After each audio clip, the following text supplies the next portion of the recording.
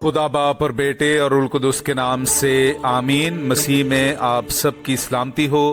बहार colony coat Lakhpat Lahore से मैं एंड्रू इसाक आपके हुजूर रोज़मर्रा की तलावतें लेकर हाजिर होता हूँ। तो मेरे अजीज़ों, आइए हम भरपूर ईमान के साथ आज की तलावतें सुनते हैं। आज के दिन तुम चुन लो कि किसकी बंदगी करोगे। हमारे लिए आज की पहली तलावत योशुआ नबी की किताब उसका 24वां बाब 14वीं से 29वीं आयत तक। बस तुम खुदावंद से डरो और रास्ती और सदाकत से उसकी इबादत करो और उन माबूदों को जिनकी तुम्हारे बाप दादा दरिया से पार और मिस्र में बंदगी करते थे दूर करो और खुदावंद की इबादत करो। और अगर तुम्हें खुदावंद की इबादत करना बुरा लगता है तो आज के दिन तुम चुन लो कि किसकी बंदगी करोगे।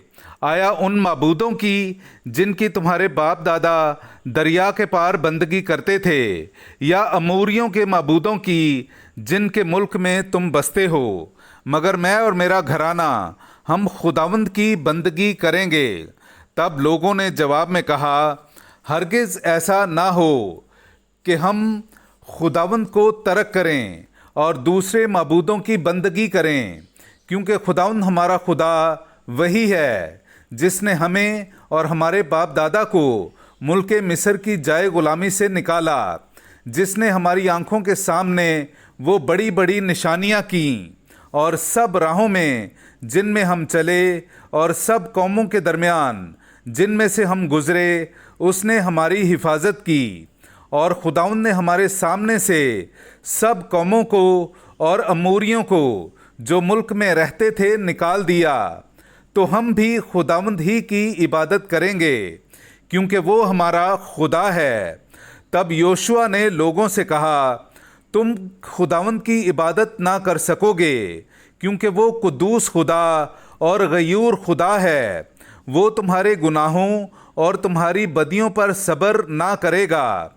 अगर तुम खुदावंद को तर्क करोगे और दूसरे माबूदों की इबादत करोगे, तो बाद इसके कि वो तुमसे नेकी करता रहा तो वो तुमसे फिर जाएगा और तुम पर आफत नाजिल करेगा और तुम्हें फना कर डालेगा।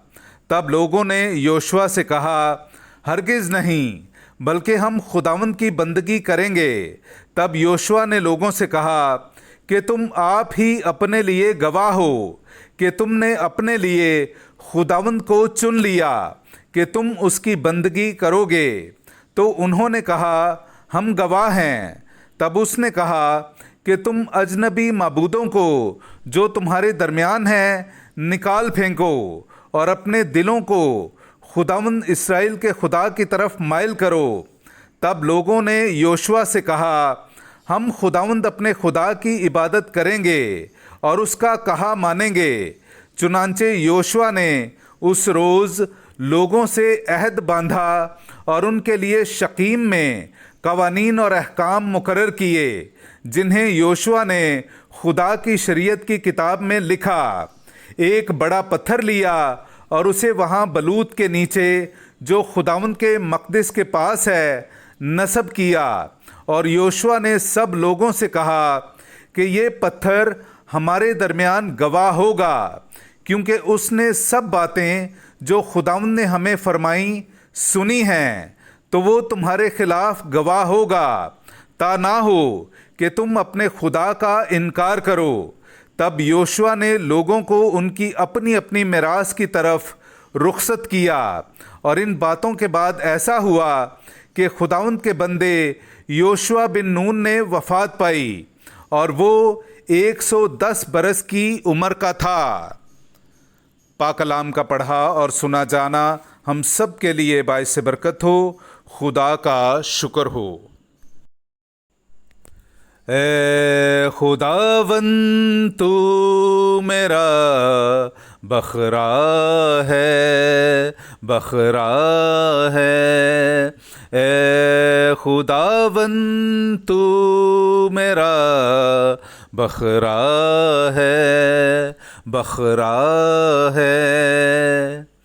میرے عزیزو، آئیے ہم آج کا جماعتی زبور سنتے ہیں۔ زبور نمبر 16، اس کی پہلی سے دوسری، 5ویں، 7ویں اور پھر 8ویں سے 11ویں آیت تک۔